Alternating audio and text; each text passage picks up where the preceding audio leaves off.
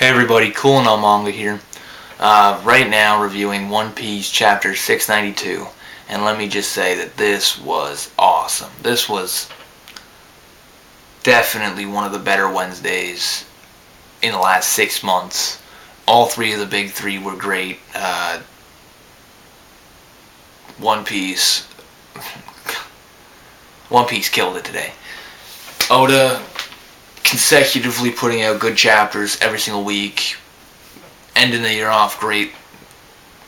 Oda, right now, I'm thinking that these goddamn arcs, this Punk Hazard arc, and from what I can tell, the next arc, which is going to be the Dressrosa arc, so far, right now, the Punk Hazard is in the top 3 arcs of One Piece, in my opinion.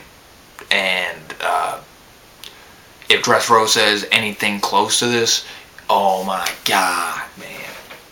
It's simple as that. Oh my god.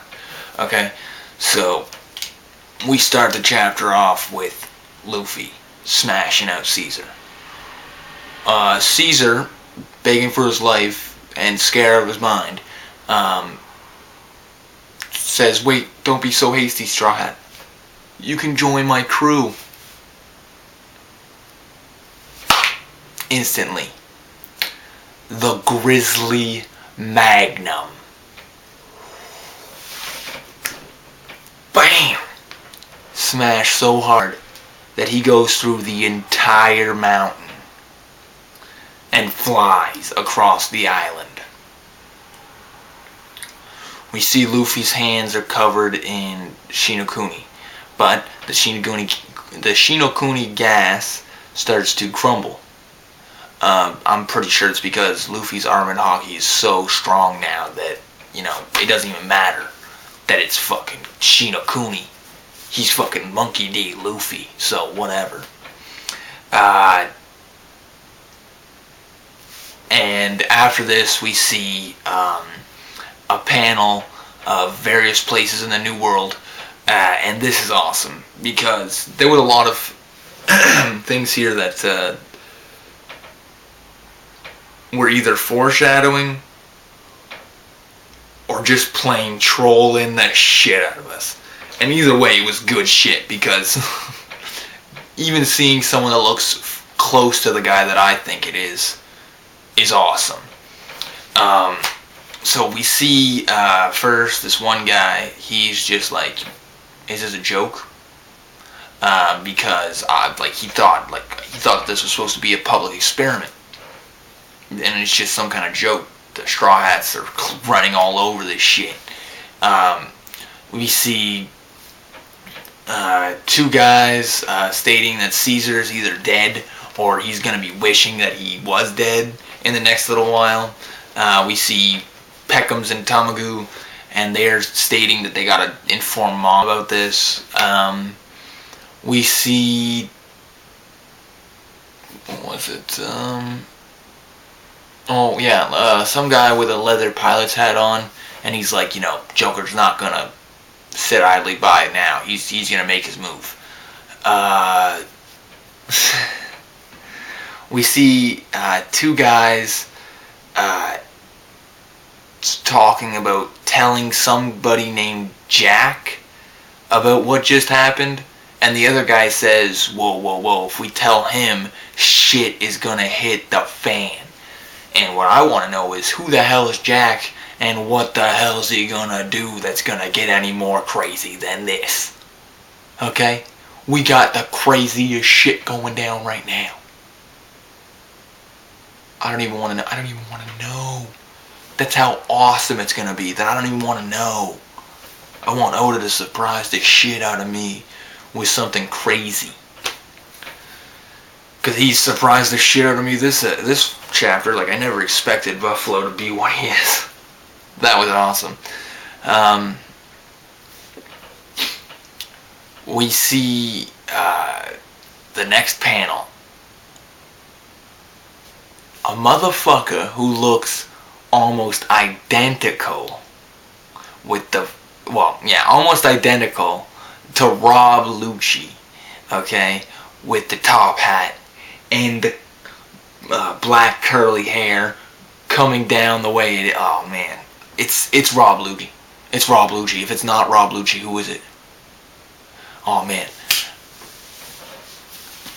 I'm calling him Rob Lucci. Okay, this is Rob Lucci. And if it's not, well, oh well. But I'm pretty sure it is. Rob Lucci states that this is an alliance, and that this is no longer the underworld's problem, and we must inform the entire new world. This is getting intense. This is getting intense. There's going to be a war before One Piece is found. There's going to be 2 wars. Oh my god. It's gonna be so crazy. It's gonna be so crazy. The prelude. Man, Whitebeard War was clearly the prelude. Okay? That arc was all action, all craziness. I think the rest of the arcs from here on out are going to be all crazy action-oriented arcs with story thrown in there, just like Punk Hazard. Like, this arc has been intense, and it just keeps getting better and better. Oh my god. The last panel on the page, we see Killer, and he's just sitting there, you know, like, an alliance, eh? So Kid and Killer now know for sure, 100%, that Luffy and Law are an alliance. Already, that's gotta mean something. That's gotta mean something. I mean, they're gonna pull something out. Like, it's Kid. You know he's a crazy motherfucker. So I'm gonna like to see what they do. Anyways, we get back to Punk Hazard, and Chopper has gotten in contact with Usopp through a speakerphone thing, and Usopp's directing him to Building R, and tells him that he'll close the door whenever he gets to Building R so that the gas can't get in. Chopper sees Brook running hopelessly down the hall with Kinemon in his arms. Now Kinemon is covered in Shinokuni gas, like dead covered. And Brook says, he died, he's dead, and whatnot, you know? And he states that he tried to go and save the dragon that he had cut down earlier, but the part of that he went to was already filled with gas. And even though he stated that if you believe hard enough you can do anything, he was still, the gas still did this to him. We see Usopp, and he's fighting with some of Caesar's subordinates still, which is weird considering what just happened. And he's like, if you guys want to keep it up, if you guys want to keep coming, like, you're gonna have to deal with my strongest slingshot, the matured black Kabuto. And let me tell you, this looked awesome. It was like a little piranha, oh my god, little piranha plant. Little piranha plant, just chilling, like, on a slingshot. We see the rest of the Straw Hat crew get to Building R. You know, Nami's asking, Nami's glad that Luffy's been there first, and she's asking what happened to Brownbeard. And Luffy's like, oh, no, he's fine. Yeah, Brownbeard's fine. And then Momo's like, whoa, they got the children. They saved the children. And Luffy looks at him and is like, yeah, what'd I tell you? My Nakama don't let people down. When they promise something, they deliver. When they promise, they deliver. So, right there, Momo, Brownbeard, Monet, Kinemon, I think it's a possibility for all of them to join. Very high possibility. They deserve to be, like, the only one I see, Brownbeard, maybe not, maybe he'll go with his, like, nah, I don't even know, man. Like, even Brownbeard, I see him joining. Monet, I see her joining. I see Momonosuke, like, he's definitely joining. A dragon, that'd be dope. Kinemon, 100% joining. Like, why wouldn't he? Why wouldn't Kinemon join? Considering they saved his son and they're gonna save his life. Unless Kinemon's dead. If Kinemon's dead, holy shit. Like, Oda, whoa. but he's definitely not dead. So we see like the rest of the Straw Hats, they get there, whatnot. Law and Smoker end up coming. Like everyone basically comes, and they're all getting it towards Building R. They're all closing in. They've all actually entered the actual building that Luffy's in. Law and Smoker find some sort of like truck type cable cart thing, or yeah, and they state that it was used to like take Sad and load it onto the tanker that is by the island. The same tanker that we see in a bit. Okay, but before that, Luffy and Law get into a little argument about how Luffy took care of the situation. Luffy states that he didn't want to capture Caesar anymore because Caesar was pissing him off. Okay, that's awesome. Like, first of all, Law is just like, no, are you retarded? We need to stick to the plan. And then he realized that, I never should have trusted you guys. Clearly, you're just crazy motherfuckers. If you want something done, you gotta do it. If you don't want something done right, you gotta do it yourself, basically. And he says he's going to look for Caesar. We do a little flashback to a few moments before, and you see Buffalo 5 and Baby 5 and Buffalo coming towards Punk Hazard. And Baby 5 happens to be riding on Buffalo. Why? Well, the next page explains that Buffalo has the Gura fruit, or not the Gura, but the Guru fruit, and the Guru fruit makes you a spinning man. And basically, Buffalo can spin any part of his body to the speeds of like a propeller. So he can become pretty much a plane or a hovercraft. And he's using his ability to travel to Punk Hazard with Baby 5 on him. We get Baby 5's ability name, the Buki fruit, which means the all-weapon human, and her body is made out of weapons. Awesome. That's amazing. Damn. Okay? First of all, awesome. We get a little reasoning behind why Baby 5 was going crazy back at Dressrosa, and she states that Doflamingo had just killed the 8th man that she'd sworn her love to, and destroyed the 8th town of the man that she confessed her love to, or whatever.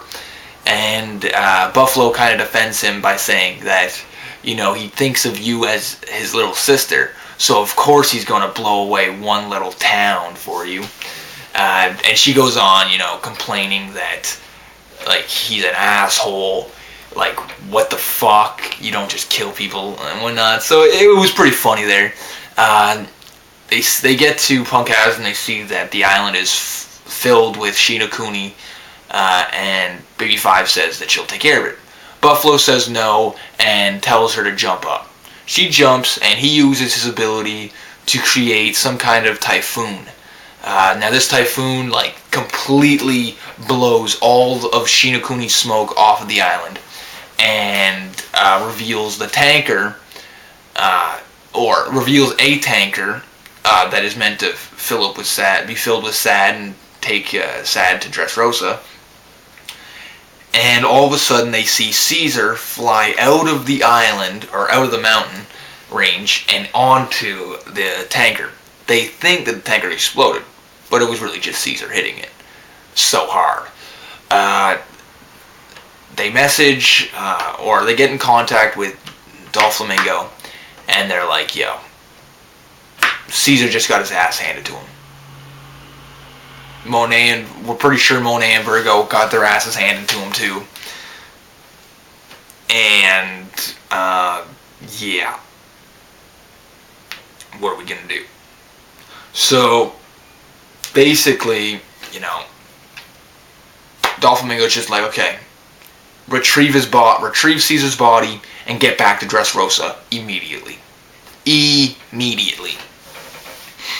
And And the next page shows Baby 5 and Buffalo asking, what about Virgo and Monet? And then one of them says,